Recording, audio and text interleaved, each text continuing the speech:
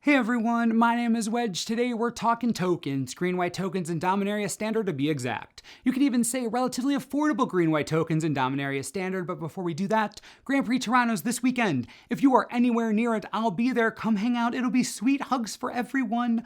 Alright, with that said, let's cover this competitive and fun Standard deck. If you want to see the list in full or purchase any of the cards for it, you can click the first link in the description. Let's do this thing.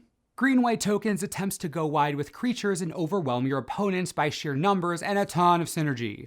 Since this is a token deck after all, we'll start with our token-producing cards. The bottom of our production curve starts with Legion's Landing, a 3-of. 1 mana for a 1/1 with lifelink, hard to say no to that, plus it gives us a nice attacker right off the bat, and it flips into the first fort, which is essentially mana ramp, coupled with a life-linking 1/1 generator, great for a go-wide strategy that also comes with life insurance. In the 2-drop slot for creature production, we have 4 Servo Exhibition and 2 Sapperling Migration.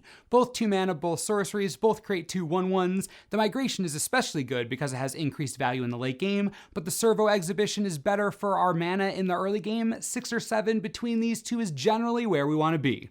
3 drops, now that's where things get crazy. History of Benalia is the most expensive card in this deck, but it's here for good reason. It's crazy powerful and has no efficient substitute. 3 mana for 2 2/2s over the course of 2 turns, then get huge. History of Benalia is mana efficient, gives us the tokens we need, and has a dangerous amount of inevitability for our opponent. They see the 4/3 knights with vigilance in their future. They see them, and they aren't happy about it, trust me. Most every time the saga comes down, it's like a ticking time bomb. It's super gross. Our final piece of token creation is Sram's Expertise, another full playset. 4 mana's a lot, but you get 3 1/1s and a free spell out of the deal. As a matter of fact, you can cast any of the cards we've spoken about so far for free. That's hilarious. This plus the History of Benalia for 4 mana, come on, that's insane. Expertise is a huge token producer and very inexpensive price-wise. You can't go wrong with a playset every time. We're running a playset of Adorned Pouncer, and while this isn't really a token generator, it does generate a token of itself, so I'm going to include it in this section. A 1/1 with double strike might not seem like a big deal, but as you'll see in a bit, this little cat is a nightmare even before you eternalize it. Another solid playset and auto-include based on the rest of the deck, you'll see. Time to take advantage of all of these tokens we're making. The goal of the deck is to go wide, and clearly we're ready to invest a lot into that. Synergy time. The deck runs a pair of Shauna Sisei's Legacy, can't be the target of abilities your opponents control, and gets huge based on how many creatures you have, basically made for this deck. You'll spend 2 mana each time to cast her, but more often than not, she's going to break the vanilla test in a big way. It isn't unreasonable to spend 2 mana on this 5/5 or 6/6, or even bigger than that. She's quite good. Up the creature curve, we have one of the most important cards in the entire deck, Benalia Marshal. 3 mana for a 3/3 that anthems everything else. Simple cards, simple effects, stupidly powerful, and exactly what we're playing. It turns all of your small tokens into 2/2s and all of your knights into 3/3s, in addition to being a knight himself that gets the eventual buff from the Benalia saga. Benalia Marshal is still somehow pretty cheap despite being a linchpin in this deck, so if you want him, grab him. Real crazy card. You drop this, you have a team of bears on your hands. I've been in worse situations. The last creature in the deck and our late game bomb is Shalai, Voice of Plenty. What a ridiculous card. No idea how it's only 4 mana. It's a 3/4 with flying that gives everything hexproof beside itself. How is that not insane? She's a legit shield for all your stuff. Anyways, not only does she protect your tokens and other creatures with a layer of insurance, she also has a very powerful late game ability. Being able to pump your entire team in the late game, that helps you keep up with creature decks that are bigger than you, it helps you close out games, and it forces your opponent to take every single one of your tokens seriously. You're already going to be pressuring a lot with the amount of creatures on the battlefield, but when they get big, oftentimes that's just GG. You don't want too many of this card, so 2 is the right number, but you hope to see at least one of her per game, I'll tell you that right now. All that's left are awesome mass creature synergy cards. This is like a whole other level of payoff for this deck, and it's how we're going to win games even faster and even more gloriously. Say hello to Pride of Conquerors, instant playset so absurd, Ascend is laughably easy to get in this deck, so don't even worry about it.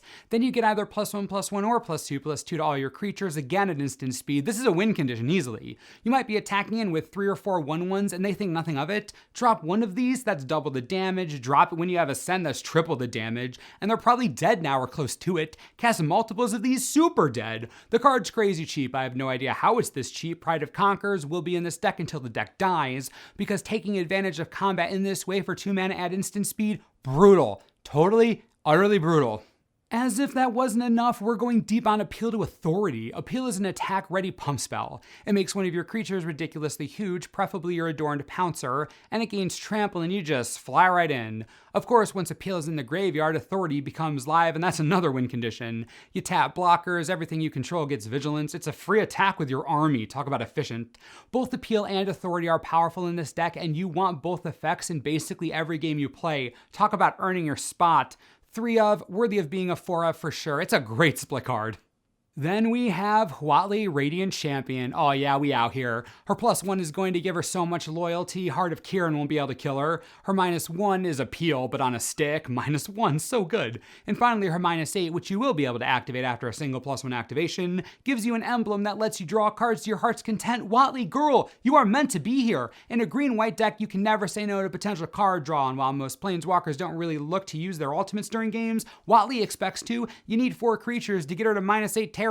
4 creatures? You kidding me? That's nothing. Expect to get this emblem early and often, and then if you don't need it or you're ready to attack with your Pouncer for the win, -1 to victory. What a card, what a deck.